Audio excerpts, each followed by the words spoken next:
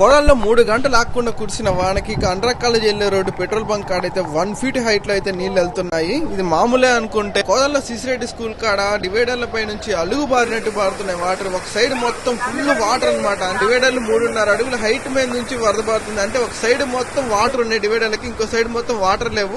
ఏ range లో వరద వచ్చిందో చూడండి. అటు పక్క మొత్తం 50 ఏళ్ళ నుంచి కూడా ఎవరు ఇంతగానంగా చూడలేదంటే. శ్రీరంగపురం లోపలికి వెళ్లే క్రాసింగ్ దగ్గర నుంచి అయితే వరద ఎట్లా ఫ్లో అవుతుందో చూస్తున్నారు. ఒక రేంజ్ లో ఫ్లో అవుతుంది. 2 feet హైట్ లో నుంచి ఫ్లో అవుతుంది. ఇక్కడైతే అసలు మామూలుగా లేదు. ఒక శ్రీరంగపురం ఆర్ఆర్ ఫంక్షన్ హాల్ దగ్గర నుంచి సిసిరెడ్డి స్కూల్ దాకా అయితే మొత్తం వాటరే ఉన్నాయి. అంతే 3.5 feet వాటర్ ఉన్నాయి. శ్రీరంగ ఊర్లోకి కిందకున్న ఇళ్లలోకి మొత్తం వాటర్ వెళ్ళిపోయింది.